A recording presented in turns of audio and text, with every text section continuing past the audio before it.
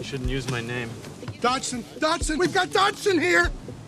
Nobody cares. Today we talk about the battle that is many decades in the making, and that is mixing on a console or mixing in the box. This is easily one of the most asked questions when it comes to recording music. Both have their advantages, but which one sounds better? And is one sounding better than the other even a thing? I've been recording music for almost all of my life, and right from the beginning, whether it was in a session, it was at school, or just something I read online, people have not been able to stop talking about whether or not mixing in the box is as good or even better than mixing on an analog console. So in today's video, we're going to put both head to head. Mega powers, yeah! We're here at the legendary Blackbird Studios in Nashville, working on their API legacy. We'll build a mix that's mirrored in both realms, and then you can decide for yourself which one is better. And on that note, we have a lot to talk about and even more to do. So let's get right down to it. Here we go. What's up, you guys? How's it going? I'm Brad Dollar. Welcome to the channel. It's great to see you. So what is the big deal between analog and digital mixing? I mean, you use what you have, right? And to some extent, like obviously an analog console would sound better than mixing in the box, right? Well, honestly, it all depends. You hear me say on this channel all the time that when it comes to music, and especially making music, there are no rules. And when it comes to whether or not one is better than the other, it has way more to do with the song and the person than it does anything else. Mixes done on analog consoles usually sound really great. And working on an analog console, actually pushing up faders and dialing in EQs, is an incredible visceral feeling. It's like not quite the same as playing guitar or singing a song, but it's like really close. It feels like you're working with the music. But the workflow itself, the difficulty to do now simple tasks like automation or even recalling settings, and of course the usually very high cost, tend to weigh down on whether or not mixing on an analog console and using analog gear is even worth it. Which is why so many mixers, producers, and just musicians working at home have chosen the in-the-box digital audio workstation route for the better part of the last 20 to 30 years. With most recording budgets completely fronted by the artists and creators themselves, the need for digital tools, especially the ability to go back to things at any point and change things and work on your own time, for the most part, makes up for whatever sonic trade-off there is. Mixing on an analog console is great, but if you can only afford a few hours and you only get one go at your song, it can put a ton of pressure on you to achieve your best and sometimes miss it altogether. Don't get cheap on me, Dodson. So if anything in this battle, when it comes to workflow, digital pretty much always wins. Granted, if you can lock down your own studio setup similar to this, or have your own analog gear setup that allows you to capture some of that vibe, you can marry the best of both worlds. There's lots of people who have great home studios that have, smaller consoles and smaller racks of outboard gear that will achieve very similar results. So there's many different flavors between and lots of ways to blend them together. So if it's not workflow that makes people still love analog, then that really just narrows it down to the sound. The sound of an analog console just makes you put up with not having access to whatever modern tools you usually use. Analog consoles and analog mixing really makes you work around it, which I think is what creates that relationship with mixing, and ultimately the last, more ghostly aspect which makes analog mixing so wonderful is that because you're not always using a screen and you're just focused on listening to things, not to mention that you literally have your hands on it, it somehow makes you mix better and it makes you mix faster. So there really are a ton of trade-offs here. And what's right for one person might not be right for the other. But outside of workflow, what we're here to find out is what these two really sound like back to back, and if there really is any difference. All right, so let me tell you a little bit about the mix test that we're about to do. A shout out to my old instructors at Expression College for Digital Arts who taught me about evaluating analog versus digital mixes like I'm about to show you. There's only one rule in audio. If you have a flute in your band isn't heavy enough. So this is pretty simple. Because there are so many variables when it comes to mixing things, like panning, fader levels, and processing, what we're going to do is to create a very simple set of rules that both mixes will follow. Whether it's on this console or in the box, I'll only be setting the faders to either unity, -5 dB, or -10 dB. And as far as panning, I'll only use hard left, hard right, and center. I'll mimic the same things in the box, and then we'll compare the output of the stereo bus of this console with the output of the stereo bus inside of Pro Tools. And then I'll switch them back and forth so you can hear the difference. I'm using the multi-tracks from one of my favorite sessions ever, and it's for the band Bird by Bird with Jonathan Devoto of The Matches. We made this song many moons ago at the historic Marin County studio called The Site. It was seriously one of the best rooms I've ever used for recording drums. The views there into Lucas Valley were spectacular, and we had a blast. So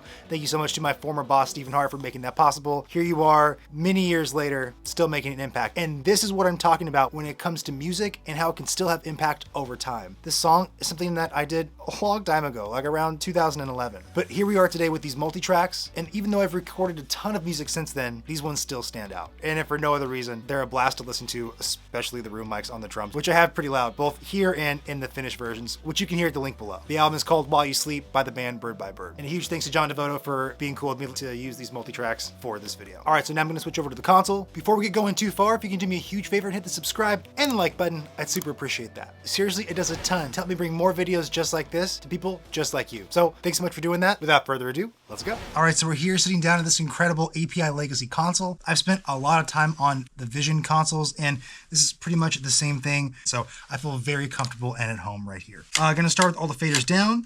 And again, here the rules are I'm only going to use Unity, -5 and -10 dB as places to put the faders. And I'll only use hard left, hard right, and center for panning. I won't use any effects except what are already inside the DAW and are coming back out here to the effects channel. And I'll probably put those at Unity, but I might blend those down a little bit lower. And then however we get this set up, we'll do the exact same thing in the box and make sure that they match, print both versions, and then I'll play them back for you so you can decide for yourself. All right, let's go. This track is Family Tree by Bird by Bird.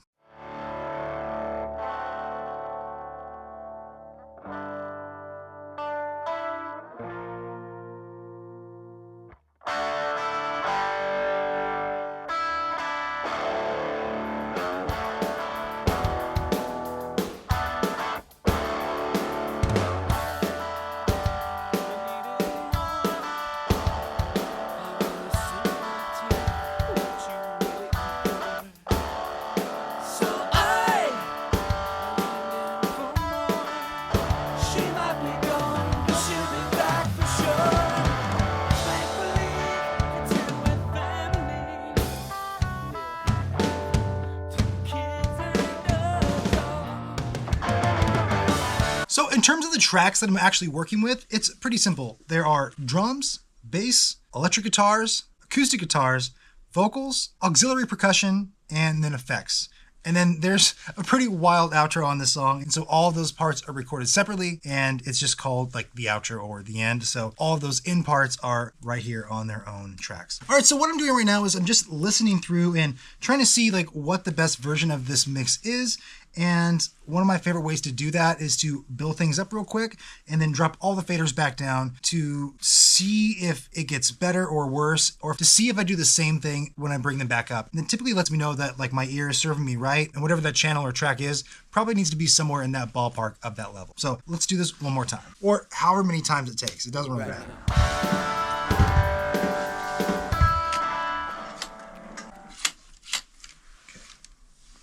I wanna sink my teeth, what you waiting for? Let's make believe, pretend we're family.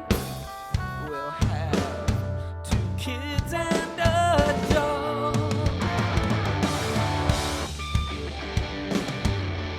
Don't be afraid to make believe. Come be a part of my family tree. I need you part of my family tree.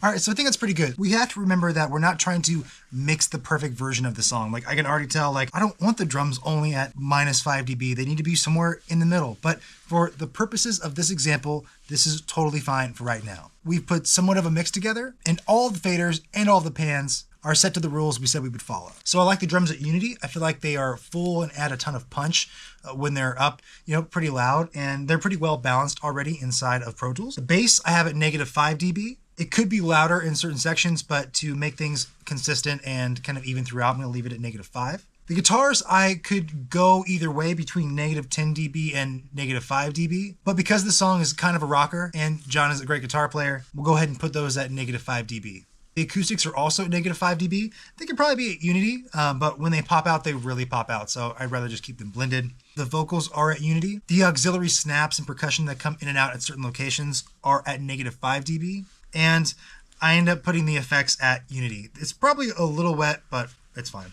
And then the end section is at -5 dB. As far as pans, the drums are panned hard left and hard right. The bass is panned right up the center. The guitars are panned hard left and hard right. Same thing with the acoustic. The vocals are hard left and hard right. Auxiliary tracks are panned hard left and hard right. The effects are panned hard left, hard right. And the end elements are all panned out to be hard left and hard right as well. So it sounds pretty good. And it's actually a song I originally mixed in the box. We put a lot of love into those mixes, and it was great that we had the ability to mix them in the box and take the time that we did. But if we had something like this, who knows, we might have been able to make something even better. But hindsight's 2020, and for now we're looking ahead. So let's print this into Pro Tools so we can compare the in the box mix a little bit later. All right, let's see how the in the box mix does.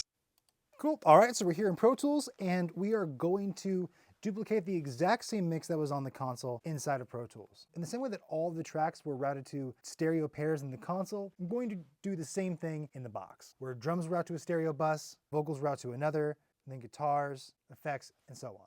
All right, drums, we want these at unity. Panned hard left, hard right. All the bass tracks need these to be at -5, so we'll bring these to -5.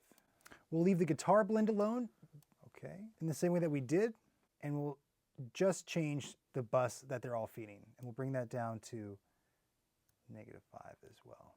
The acoustics will also be at -5 dB, and the vocals will all be at unity.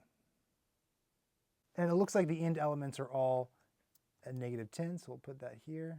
All right, so now that that's dialed in, let's hear it back. Right now.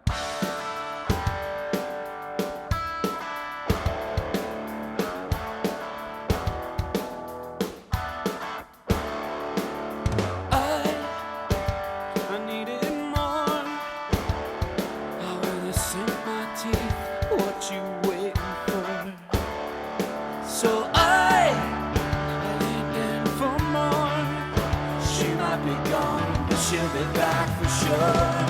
Let's make believe, pretend we're family. We'll have 2 kids and a dog. Right now. All right, well, let me make a bounce of it real fast. All right, so now that that's dialed in, let's hear it back. Okay, wait. Before I just play these tracks for you and reveal which one is which, I think it would be pretty fun if we did a little blind test. So here we go. Let's make believe, pretend we're family. We'll have 2 kids and a dog. Right now.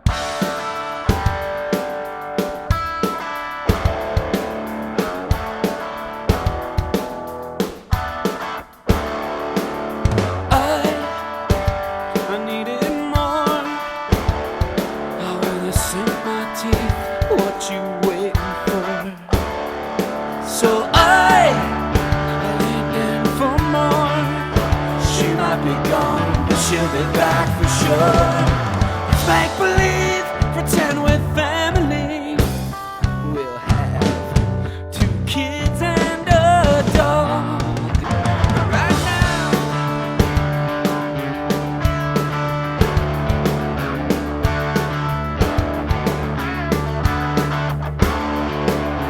I still needed more, but I never wanted to start a war. I begged, yeah, I pleaded for more, but darling, my thick blood was never pure. Let's make believe, pretend we're family. We'll have 2 kids and a dog.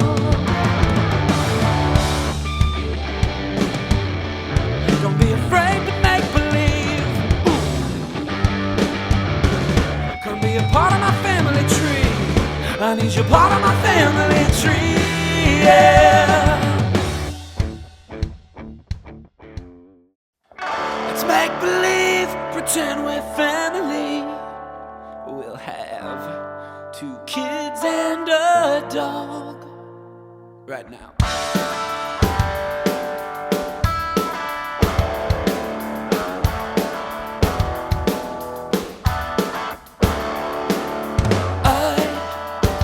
I needed more. I wanna sink my teeth. What you waiting for? So I leaned in for more. She might be gone, but she'll be back for sure. Let's Let's make believe, pretend we're family. We'll have 2 kids and a dog. Right now.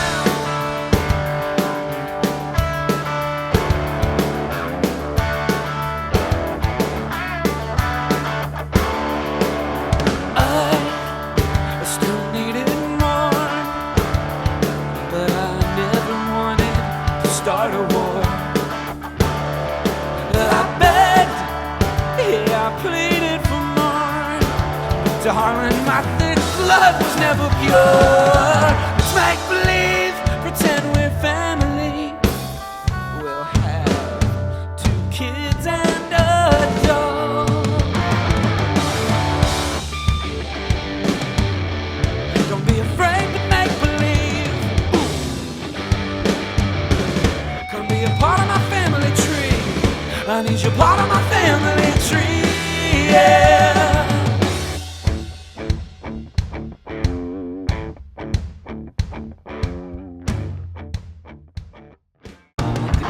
Right now.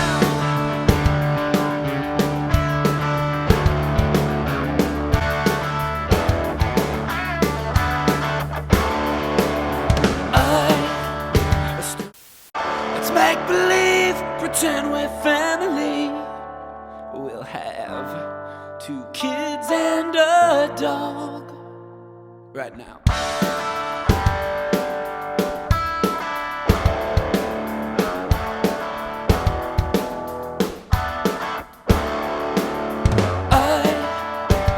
I needed more.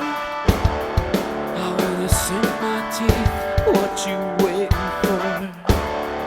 So I leaned in for more. She might be gone, but she'll be back for sure. Let's make believe, pretend we're family. We'll have 2 kids and a dog. Right now.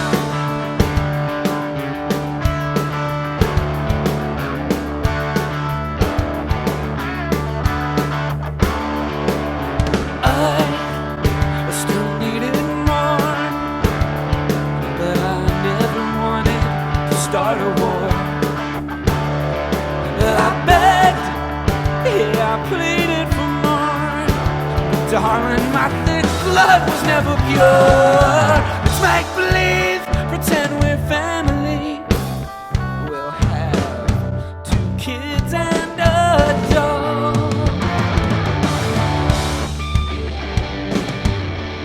Don't be afraid to make believe. Come be a part of my family tree. I need you part of my family tree, yeah.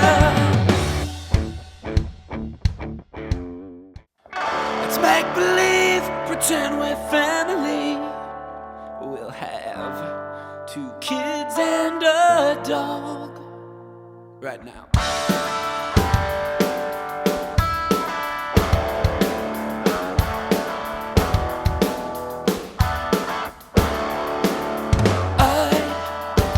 I needed more. I wanna sink my teeth. What you waiting for? So I leaned in for more. She might be gone, but she'll be back for sure. Let's make believe, pretend we're family. We'll have 2 kids and a dog. Right now.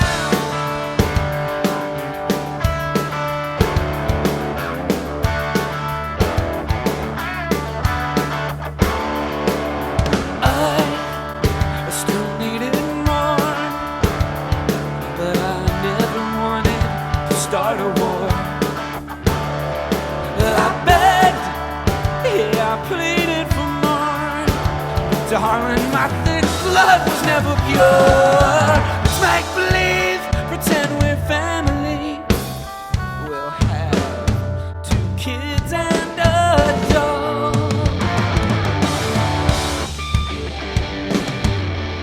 Don't be afraid to make believe. Come be a part of my family tree. I need you part of my family tree, yeah.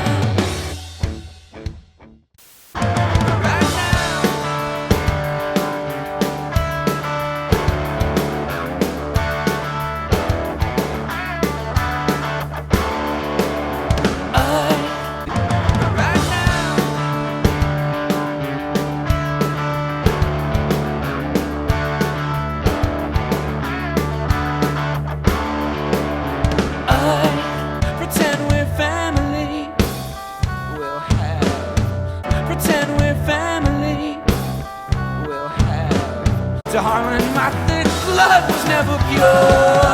Let's make believe, pretend we're family. We'll have 2 kids and a dog.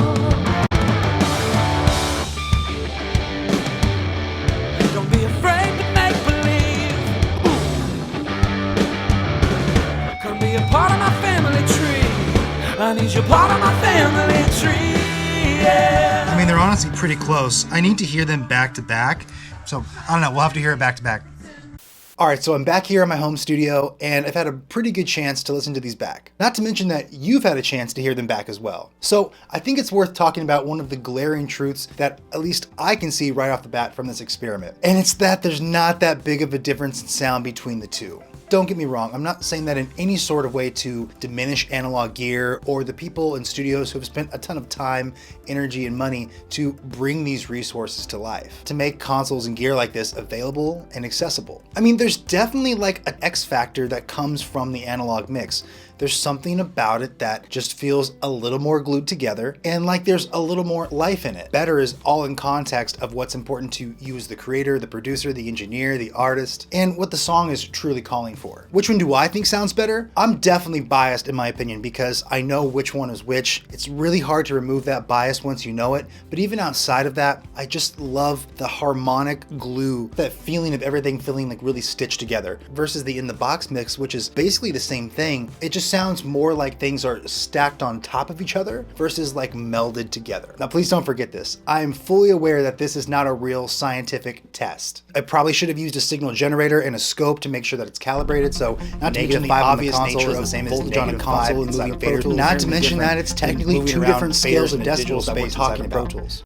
I understand and get all of that. And if you came to this channel looking for the most scientific approach to anything in music, you should definitely keep searching because I'm not your guy. Back off, man. I'm a scientist. What this experiment is meant to do is to quickly give you an image of what the 2 different worlds sound like and to show how close they really are. What I want you to take away from this is that you're certainly not missing out by not having access to an analog console. But if you have an analog console, you're able to access a studio, there is something really special and magical about what it's doing that is worth the time and energy and frankly, worth the money. And if for no other reason, it was way more fun to dial the mix in on the console than it was inside the box. I'm not trying to sway you either way because I don't own an analog console company and I have no stake or stock in Pro Tools or Avid or any DAW for that matter whatsoever. I'm just sharing with you what I know and what I like. But you tell me, which one do you think sounds better? Or at the very least, which one do you prefer? Could you tell a difference before I displayed the actual names? So let me know. I still think this is a big topic and it's going to be for a long time. If there wasn't something to the analog world, the sound, the workflow, and everything about it,